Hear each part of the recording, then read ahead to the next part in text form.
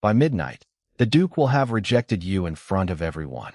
Beatrice Holloway delivered the promise with a smile as smooth as polished glass, while her maid fastened the final pearl at her throat. Evelyn Carter stood near the carriage window in a pale blue gown that had belonged to someone else before it belonged to her, the hem altered twice and the sleeves still slightly too long. Outside, winter rain silvered the streets leading toward Ravensmere House, where nearly every family of consequence had gathered beneath one roof. Mrs. Holloway adjusted her daughter's velvet cloak, then glanced at Evelyn as though inspecting an inconvenience. "You will remain close to Beatrice," she said. "Speak only when addressed. Do not mistake attendance for invitation." Evelyn lowered her eyes, not in submission, but to hide the quiet understanding that had already settled within her. They had not brought her to be admired. They had brought her to be measured against Beatrice and found wanting. Beatrice leaned closer as the carriage slowed. "The Duke has refused women with fortunes, estates, and royal connections. Imagine what he will think of a penniless schoolmaster's daughter." Evelyn met her cousin's reflection in the dark glass. "Then I suppose neither of us will need to imagine for long." The answer erased Beatrice's smile for only a moment. Ravensmere House rose ahead through the rain, its stone facade blazing with hundreds of candles, its tall windows glowing like watchful eyes. Footmen opened the carriage door beneath a covered entrance, and music drifted from somewhere deep inside the mansion. Evelyn stepped down carefully, one gloved hand gathering her borrowed skirt above the wet stones. The entrance hall was warmer than the carriage, yet somehow less welcoming. Mirrors doubled every chandelier. Marble floors reflected silk, jewels, and faces trained to conceal judgment behind courtesy. Evelyn felt those judgments before she heard them. Her gown was too plain. Her gloves had been mended. Her name carried no estate, no fortune, no protection. Beatrice moved through the room as though it had been built for her. Evelyn followed 3 steps behind. At the top of the grand staircase stood Duke Nathaniel Ashford. He wore black evening clothes without ornament, his dark hair touched with silver near the temples, his expression composed into the stillness of a man who had long ago ceased expecting pleasure from celebration. Conversations softened as he descended. Women straightened. Men watched for acknowledgement. He offered neither easily. Mrs. Holloway presented Beatrice first. Nathaniel bowed with perfect restraint. Then she turned toward Evelyn. "My niece, Miss Evelyn Carter." The Duke's gaze reached her face, and something in him changed. Not warmth. Recognition. Sharp and immediate. "Carter," he repeated. The single word carried more history than Evelyn understood. Beatrice heard it too. Satisfaction brightened her eyes. Nathaniel looked at Evelyn as if a locked room had opened behind her name. "Your father was Daniel Carter?" he asked. "Yes, Your Grace." The music continued beyond them, but the staircase seemed to fall silent. "I knew of him." Evelyn held his gaze. "Then perhaps you knew him better than I did." His expression hardened. "I doubt that." Mrs. Holloway stepped in quickly, delighted by the chill between them. Evelyn has always been curious about the past. Nathaniel's eyes did not leave hers. Some pasts are better left undisturbed. Then he turned away. Beatrice exhaled softly beside Evelyn, pleased that the rejection had begun before the first dance. But as Thomas Hale, the Duke's silver-haired butler, moved to receive Evelyn's cloak, his attention fell upon the small rosewood music box she carried beneath her arm. His face lost all color. On its lid, nearly worn away by time, was the crest of the late Duchess of Ravensmere. Thomas Hale's hand paused above the music box, though years of service kept surprise from fully reaching his face. "May I ask where you obtained this, Miss Carter?" Evelyn drew the rosewood box closer. "It belonged to my father." Across the entrance hall, Nathaniel had stopped beside a group of guests. He did not turn, but the rigid line of his shoulders revealed that he was listening. Thomas lowered his voice. "It once belonged to the late Duchess." Beatrice gave a soft laugh. "How convenient. Perhaps Uncle Daniel collected more than debts before his fall." Evelyn looked at her cousin without flinching. "My father guarded everything he was given." The words carried farther than she intended. Nathaniel turned then. His gaze settled on the faded crest carved into the lid, and whatever restraint he had worn upon the staircase became colder. "Bring it to my study," he told Thomas. Evelyn stepped forward. "It is mine. If it bears my wife's crest, its ownership is in question." "Your wife gave it to my father." A silence opened between them. Nathaniel crossed the marble floor until only several feet remained. You speak with certainty. Because he told me so. Daniel Carter told many stories before his disgrace. Evelyn felt Beatrice watching, eager for every wound the Duke might uncover. He died insisting that he had betrayed no one. Nathaniel's expression did not change, but grief moved beneath it like a shadow behind glass. Your father released private correspondence belonging to my wife. Those letters reached society within days. Her name was whispered through every drawing room in London. I was 12 years old when he died, Evelyn replied. I knew only that no one would employ him, and that he never defended himself by naming another person. Silence does not prove innocence, nor does accusation prove guilt. Thomas drew a careful breath. Nathaniel's eyes sharpened, yet Evelyn did not look away.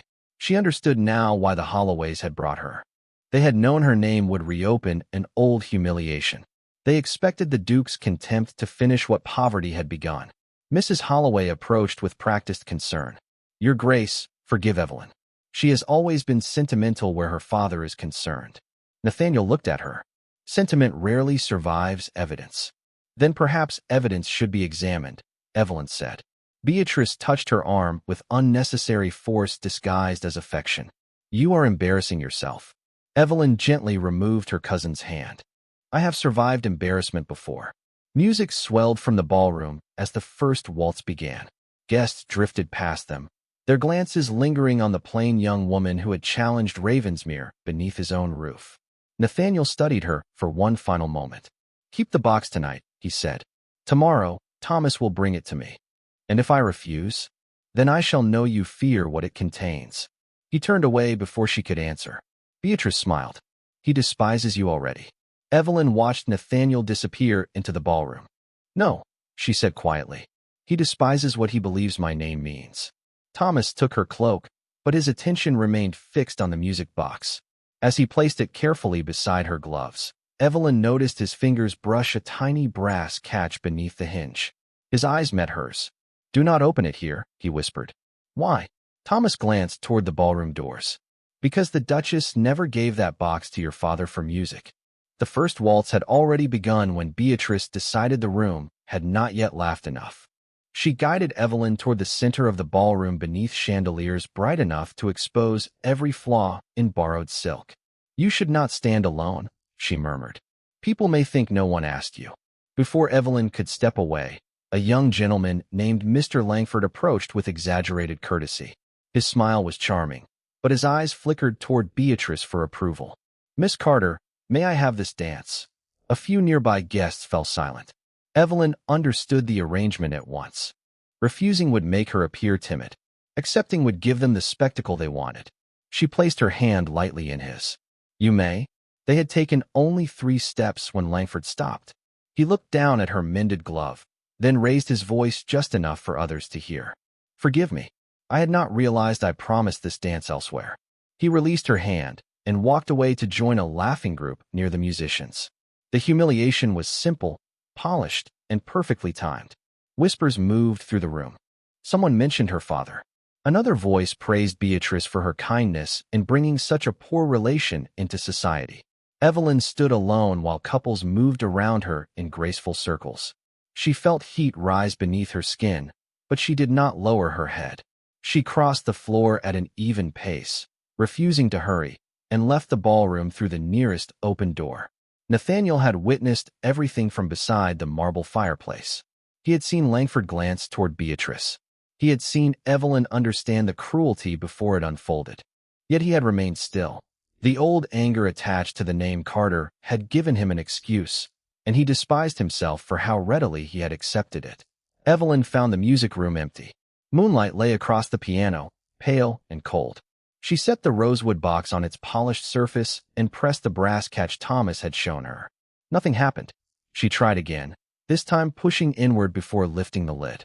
A second compartment opened beneath the velvet lining. Before she could examine it, footsteps sounded behind her. Nathaniel entered and closed the door. His gaze went first to the box, then to her face. Thomas warned you not to open it here. Thomas warned me because he believed it held something important. And you decided importance excused secrecy. Evelyn turned toward him. You watched them shame me. The accusation was quiet, which made it harder to dismiss. Nathaniel's expression tightened. I did. Why? Because your name reminded me of a man I believed destroyed my wife's peace. Believed? He looked toward the open compartment. I am beginning to question what I believed. Evelyn removed a narrow strip of folded paper from beneath the lining. A melody began when the box shifted in her hands, delicate and familiar. Nathaniel went still. She played that waltz every winter, he said. Evelyn looked at him. My father taught it to me. Then he learned it from her. His voice had lost its coldness, leaving only grief. Evelyn unfolded the paper. Inside the lid, beneath years of dust, a line had been engraved in fading gold. To Daniel, who kept the truth when I could not. Nathaniel stepped closer, disbelief sharpening his features. Let me see. Evelyn held the box between them, but did not surrender it. Not until you tell me why my father carried your wife's secret to his grave. For several seconds, only the music answered. Then Nathaniel looked at the inscription as though it had rewritten the past before his eyes. Because, he said slowly, Daniel Carter may not have betrayed her at all. Nathaniel read the inscription again, then carried the music box to the long table beneath the window. Evelyn followed, holding the folded strip of paper between careful fingers. The winter moon cast a pale line across the room, and the fading waltz seemed to linger in the silence after the mechanism stopped. My wife, Eleanor, established a charitable fund for widows and children on the Ravensmere estates, Nathaniel said. She did it quietly. My family considered such work improper for a duchess. Evelyn looked at the hidden compartment, and my father helped her. He managed the correspondence and protected the identities of the families receiving aid. Nathaniel's jaw tightened. When private letters appeared in London, everyone assumed Daniel had sold them. Did he deny it? Only once. He told me the truth would destroy someone Eleanor wished to protect. Evelyn felt the old ache of childhood return. Her father sitting beside a dying fire, refusing to speak a name, even when neighbors turned away from him. You believed his silence was guilt. I believe my grief gave me the right to judge him. Nathaniel unfolded the narrow paper. It was not a complete letter, only several lines in Eleanor's hand. Daniel has agreed to carry the blame. Margaret must never learn that I discovered who altered the accounts. If the truth becomes public, the fund will be destroyed before the children receive another winter payment. Evelyn looked up. Margaret. Lady Margaret Holloway, Nathaniel said. Beatrice's mother. The name settled between them with sudden weight.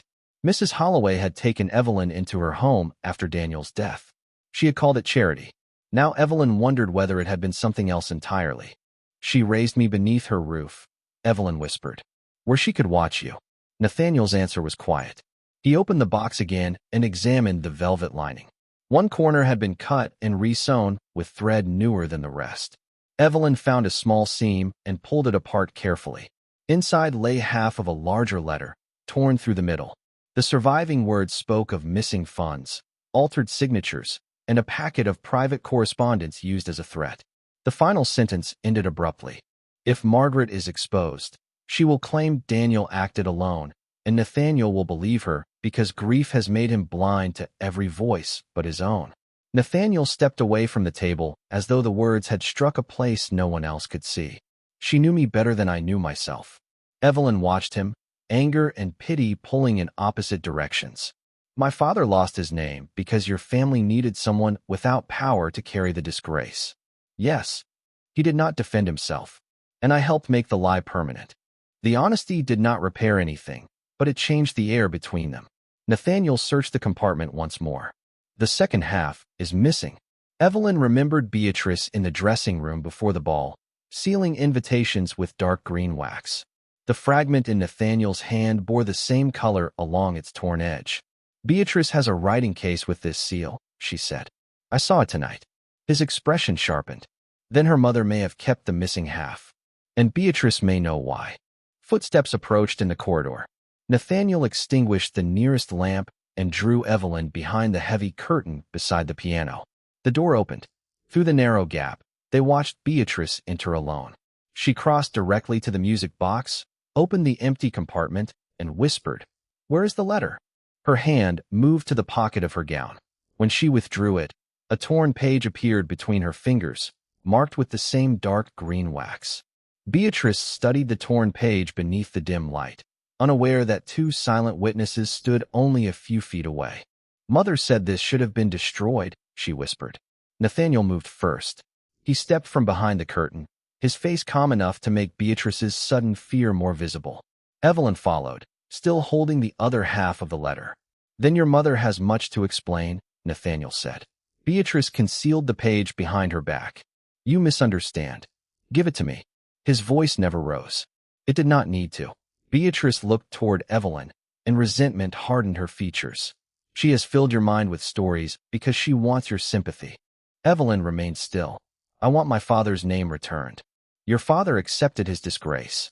He accepted silence. There is a difference." Nathaniel extended his hand. After several tense seconds, Beatrice surrendered the page. The torn edges matched perfectly. Together, the two halves revealed Eleanor's final account.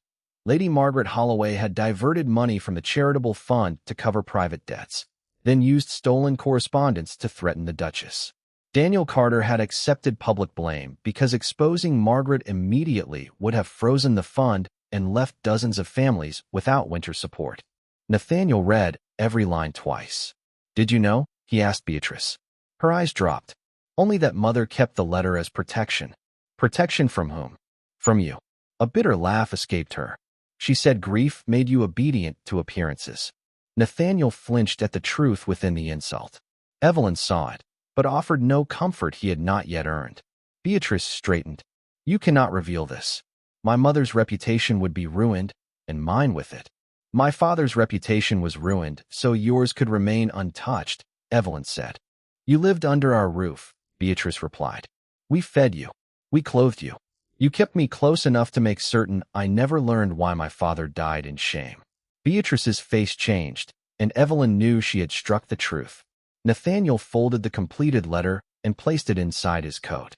"This matter will be addressed after the winter gathering." "After?" Evelyn asked. "If I accuse Lady Margaret tonight without the account books, she will deny everything and destroy whatever remains." His gaze moved to Beatrice. "She must not know we have the letter." Beatrice understood the warning. Nathaniel understood her fear. Evelyn understood that none of them could leave Ravensmere unchanged. Over the following days, the household prepared for the final grand ball, while Nathaniel and Evelyn searched the estate archives in secret. Their conversations moved from guarded questions to difficult honesty. In the library, he showed her Eleanor's records. In the music room, she played the unfinished waltz while he listened without retreating into grief. One evening, Nathaniel noticed she had learned the final turn incorrectly. "Your father taught you?" he asked. "He tried. I stepped on his shoes." A rare smile touched Nathaniel's face. "May I?" He offered his hand. Evelyn hesitated, then accepted. He guided her through the steps slowly, maintaining a respectful distance as candlelight moved across the empty floor. "1, 2, 3, he said. "Do not watch your feet." "Then where should I look?"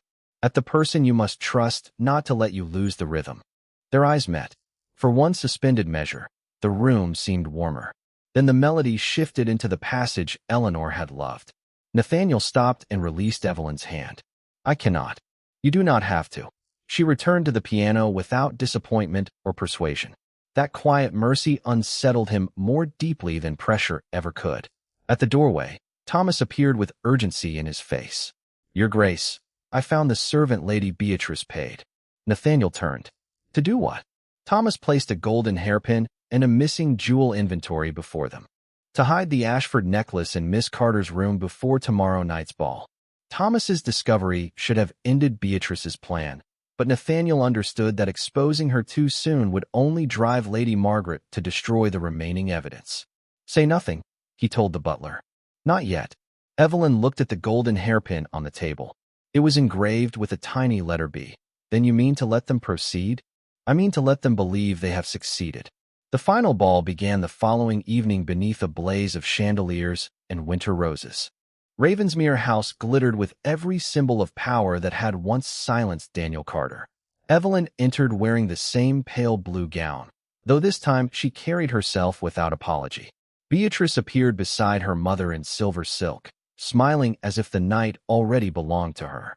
Nathaniel stood near the musicians, formal and distant, giving no sign that he knew what had been prepared. The first dances passed beneath a current of expectation. Evelyn felt eyes following her, waiting for another humiliation. She did not retreat. She spoke politely, danced with no one, and kept her father's music box hidden in her room, exactly where Beatrice expected the necklace to be found. Near midnight, Lady Margaret raised a hand. The orchestra fell silent. "Your Grace," she said, "a family heirloom has disappeared." Murmurs spread through the ballroom. Beatrice pressed one hand to her throat. "The Ashford necklace," she whispered. "I wore it before dinner." Margaret turned toward Evelyn with carefully arranged reluctance.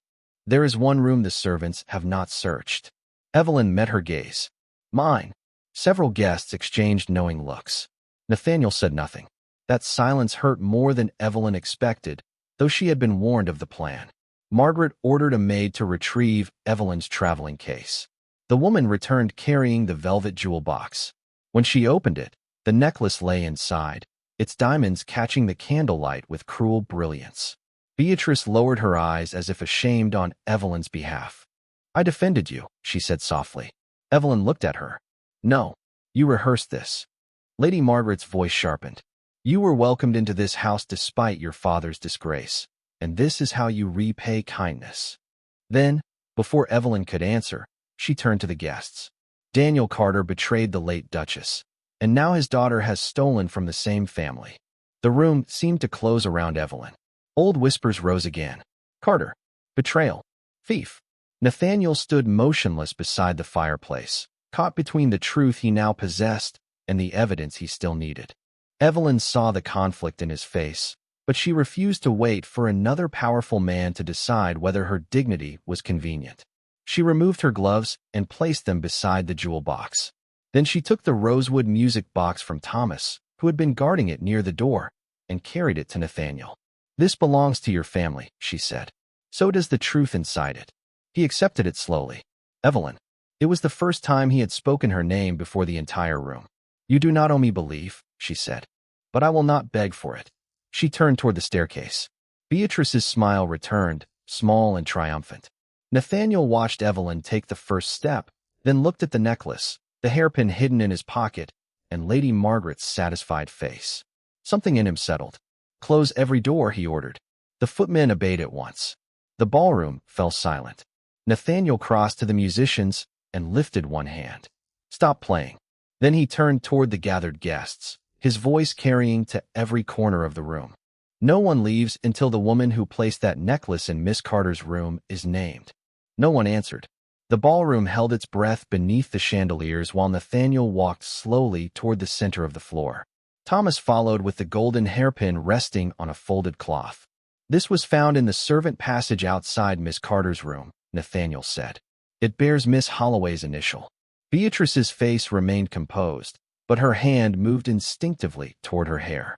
One matching pin was missing from the jeweled arrangement above her ear. Lady Margaret stepped forward. "A common object proves nothing. Then perhaps testimony will." Thomas opened the side door, and a young maid entered with trembling hands. She looked first at Beatrice, then at Evelyn. "Miss Holloway paid me to unlock the room," she said. "She told me the necklace belonged in Miss Carter's case." Beatrice's composure cracked. "She is lying." Nathaniel removed the second half of Eleanor's letter from inside his coat. "As did your mother, for years." He joined the torn pages on the long table. The dark green wax seals matched. Guests leaned closer as he read aloud the account of missing charitable funds, altered signatures, and Daniel Carter's decision to accept disgrace rather than allow the entire fund to be frozen. Lady Margaret's face lost all color. "Eleanor was ill when she wrote that." "She was clear enough to name every account you altered," Nathaniel replied. "The records have been found." Margaret turned toward Evelyn. "Your father agreed to silence. He knew the cost." Evelyn's voice remained steady. "He knew the cost to himself. You made certain his daughter paid it too." Nathaniel faced the room. "Daniel Carter did not betray my wife. He protected her work and the families who depended upon it. I allowed grief and pride to make a lie seem honorable. That failure was mine." The words moved through the guests with greater force than any accusation. For years, Daniel's disgrace had been repeated because a duke had permitted it. Now his innocence was restored by the same voice. Nathaniel turned to Evelyn. "Before everyone here, I return your father's name to him." Evelyn closed her eyes for one brief moment. She had imagined hearing those words since childhood, yet they did not bring triumph. They brought sorrow for the man who had died without them. Beatrice stood rigid beside her mother. "This changes nothing between you and her," she said. "She came here for your pity." Nathaniel looked at Evelyn. "She asked me for nothing." Then he looked at Beatrice. "You asked for everything while offering truth, nothing in return." Lady Margaret was escorted from the ballroom with Beatrice beside her. Their departure followed not by scandalized whispers, but by silence. The orchestra remained still. Thomas opened the doors. Evelyn was free to leave. She picked up her gloves and walked toward the staircase. Nathaniel followed several steps behind. "Evelyn, wait." She stopped but did not turn. "Your father has justice now," he said. "Because the evidence became impossible to ignore." "Yes, and I should have believed you before that." She faced him at last. "You believed me only when belief no longer required courage." The truth of it struck him without mercy. "I know. Then do not mistake restoring my father's honor for choosing me." She descended the first step. Nathaniel could have stopped her with another declaration, but words spoken privately would change nothing about the room that had watched her stand alone. He turned back toward the musicians. "Play the final waltz," he said. The conductor lifted his baton, uncertain. Nathaniel walked to the center of the empty floor and waited there alone. Every guest watched him. At the staircase, Evelyn paused as the first notes rose. He did not call her name. He did not ask for forgiveness. He simply offered his hand across the distance, placing his own pride before the judgment of the entire room. The final waltz moved through the ballroom with a softness that made the silence around it feel even deeper.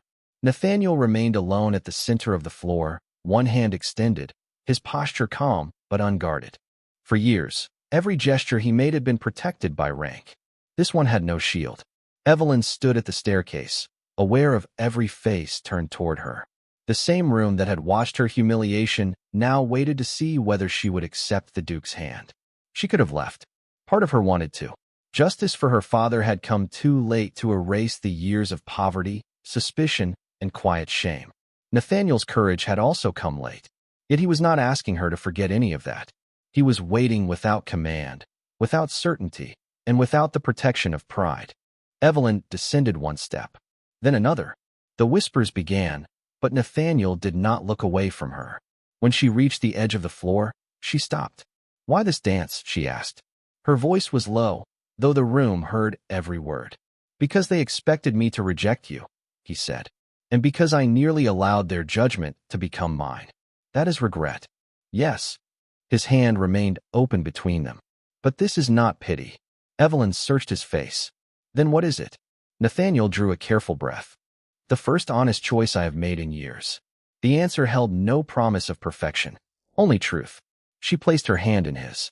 A quiet shock passed through the guests as Nathaniel guided her onto the floor. The orchestra continued, and the chandeliers trembled above them in the winter air. His other hand rested respectfully at the proper distance, while hers settled lightly against his shoulder. "1, 2, 3, he murmured. Evelyn almost smiled. "You still expect me not to watch my feet. I expect you to decide whether I have earned your trust."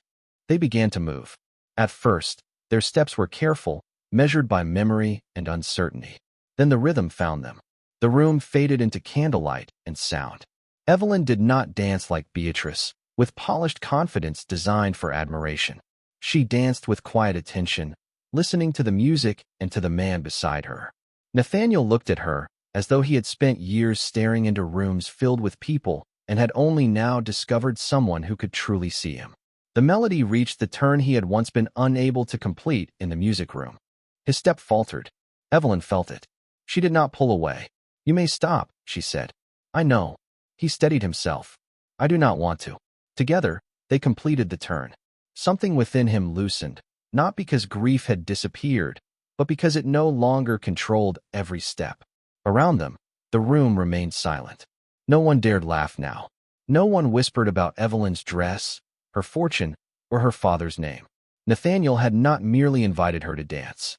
He had placed her dignity above the judgment of everyone whose approval had once governed him. When the final notes began, Evelyn realized the music box melody and the orchestra's waltz were the same. Eleanor had preserved the truth inside the song, and Daniel had carried it until his death. Now their secret had led Evelyn here, not to humiliation, but to a choice no one could make for her. The music ended. Nathaniel should have released her hand. He did not. "You are free to leave," he said quietly. "I know. And if you stay, it will not mean I have forgiven everything. I would not ask you to." Evelyn looked around the ballroom, then back at him. Good. For the first time that evening, her smile reached her eyes. Nathaniel bowed over her hand, not as a duke acknowledging a guest, but as a man honoring a woman whose trust he still hoped to deserve.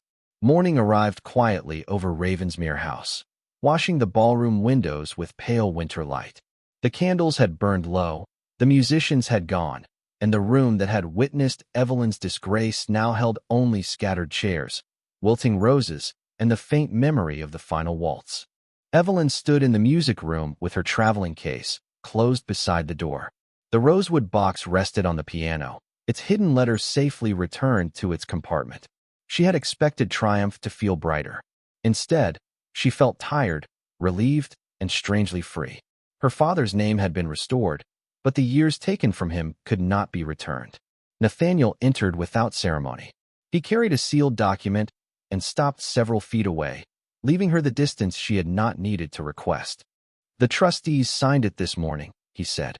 "Daniel Carter's innocence will be entered into every estate record and published wherever the accusation appeared." Evelyn accepted the document, but did not open it. "Thank you. You owe me no gratitude." "No," she said, "but truth deserves acknowledgement, even when it arrives late." Nathaniel looked toward the piano. "Are you leaving?" "Yes." The answer cost him more than he allowed his face to show. "I thought you might." Evelyn rested one hand on the music box. "Last night changed what the room believed. It did not decide what I should do next." "I understand." "Do you?" "I am trying to." He stepped closer, then stopped again. "I will not ask you to remain because I corrected an injustice I helped preserve. I will not offer Ravensmere as payment for what your family endured." Evelyn studied him. "Then what will you offer?" "Honesty, even when it shames me.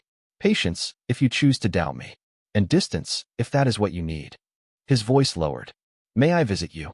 The question startled her more than any declaration could have. "As the Duke?" "No," a faint sadness touched his mouth. "As a man who wishes to know you without an audience." Evelyn looked at the sealed document in her hands.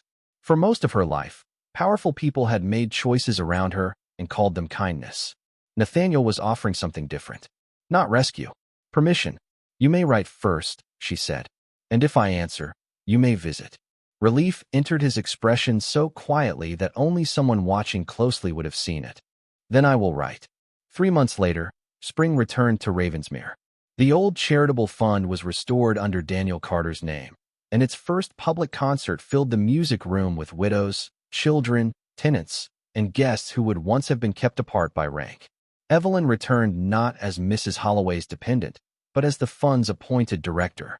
She wore a simple cream gown and carried no borrowed jewels. Nathaniel met her at the entrance, bowed, and waited for her to decide whether he might walk beside her. She offered him her hand. During the concert, the orchestra played Eleanor's waltz. Nathaniel listened without retreating from the memory. When the first dance began, he stood alone beside the floor, honoring the woman he had lost. When the final waltz was announced, he crossed the room toward Evelyn.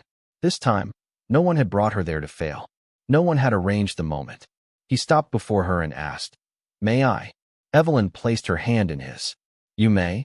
They entered the music together, not as a duke granting favor to a forgotten woman, but as two people who had learned that love could not be built from pity, silence, or debt. They had brought her to be rejected before the world. Instead, he chose her where the whole world could see. Dignity had never begged to be rescued. It had simply waited for truth to find the courage to stand beside it.